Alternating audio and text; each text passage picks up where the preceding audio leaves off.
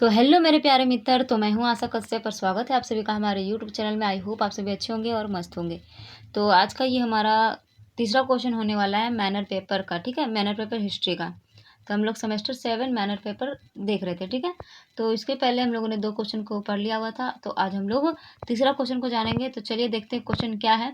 और अगर आप हमारे चैनल पर नए हो तो प्लीज़ चैनल को सब्सक्राइब कर ले और वीडियो अगर अच्छा लगे तो प्लीज़ वीडियो को लाइक जरूर कर दें। क्वेश्चन क्या है, अकबर की राजपूत नीति का मूल्यांकन करें। तो अकबर की राजपूत नीति के बारे में इसमें हम लोग जानेंगे। और इसके पीछे क्लास में हम लोगों ने जाना था अकबर की धार्मिक नीति के बारे में। तो चलिए जानते हैं उत्तर को।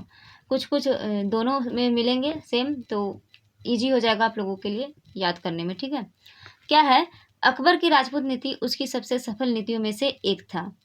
अकबर ने यह समझ लिया था कि भारत में शासन स्थापित करने के लिए राजपूतों का सहयोग आवश्यक है, इसलिए उसने युद्ध के साथ साथ मित्रता और सहयोग की नीति अपनाई।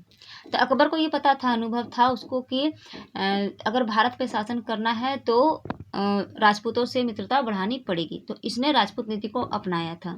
तो किस प्रकार से इसने अपनाया था ये हम लोग देखेंगे इसमें।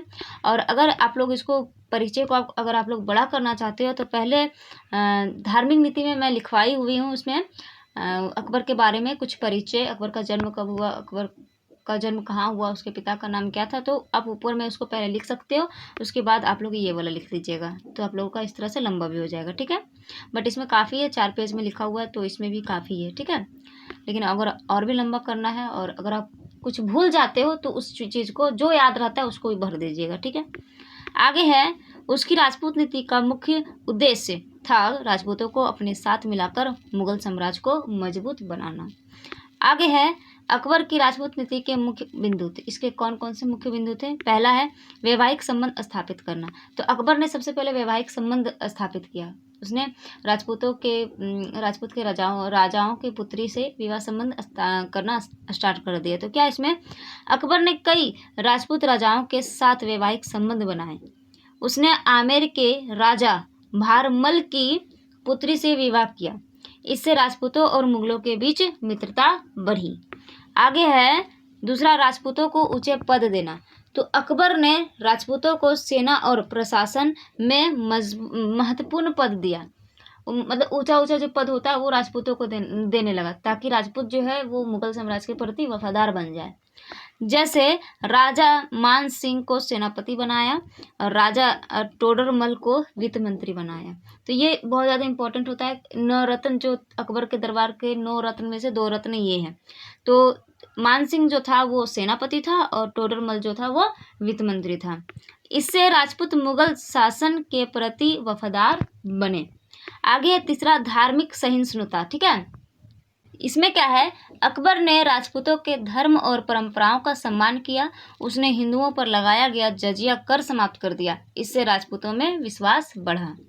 आगे चौथा, मित्रता की नीति। तो अकबर ने कई राजपूत राज्यों से बिना युद्ध की मित्रता स्थापित की। जो राजपूत उसकी अधीनता स्वीकार कर लेते थे उन्हें सम्मान और स्वतंत्रता दी जाती थी।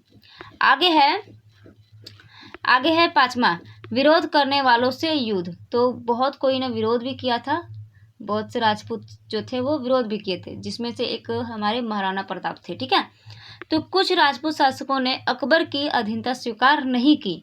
ऐसे शासकों के खिलाफ अकबर ने युद्ध किया। उदाहरण, महाराणा प्रताप ने अकबर की अधीनता स्वीकार नहीं की, इसलिए 1576 में हल्दी घाटी का युद्ध हुआ। तो यहाँ से आप लोग 2 क्वेश्चन ऑब्जेक्टिव निकल सकता है कि हल्दी घाटी का युद्ध किनके किनके बीच हुआ था और जो ये कब हुआ था, 1576 ईस्वी में हुआ था। हालांकि अकबर खुद जाके युद्ध में लड़ा नहीं था, बल्कि जो मानसिंह था उसकी जो सेनापति था मानसिंह, वो जाके लड़ा था। लेकिन अकबर ही भेजा था। लेकिन क्या था कि अकबर का ही वो सेनापति था ना, तो इसलिए अकबर का नाम दिया जाता है। ठीक है, आगे क्या है, अकबर की राजपूत नीति का महत्व। तो क्या है, पहला है मुगल साम्राज्य मजबूत हुआ। तो राजपूतों के सहयोग से अकबर ने अपनी साम्राज्य का तेजी से विस्तार किया। दूसरा है हिंदू मुस्लिम एकता बढ़ी। तो इस नीति से हिंदू मुस्लिम के बीच सहयोग और भाईचारा बढ़ा। तीसरा है प्रशासन मजबूत बना। तो योग्य राजपूत अधिकारियों के कारण शासन व्यवस्था अच्छी बनी रही। आगे है चौथा क्या है, विद्रोह कम हुए। तो राजपूतों को सम्मान मिलने से उनकी विद्रोह कम हुई और राज्य में शांति बनी।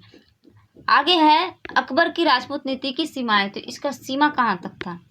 तो पहला क्या है, सभी राजपूतों ने समर्थन नहीं किया।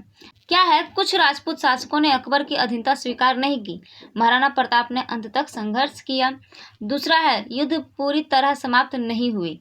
तो अकबर की मित्रता नीति के बावजूद कई स्थानों पर युद्ध हुए, जैसे हल्दीघाटी का युद्ध। तीसरा है, कुछ लोगों का विरोध। तो कुछ कट्टर मुस्लिम धर्मगुरुओं को अकबर की यह नीति पसंद नहीं आई। उन्हें लगता था कि अकबर हिंदुओं को अधिक महत्व दे रहे हैं। तो ये हमारा हो गया अकबर की राजपूत नीति के बारे में, ठीक है। तो आई होप आप लोगों को ये समझ में आ रहा है।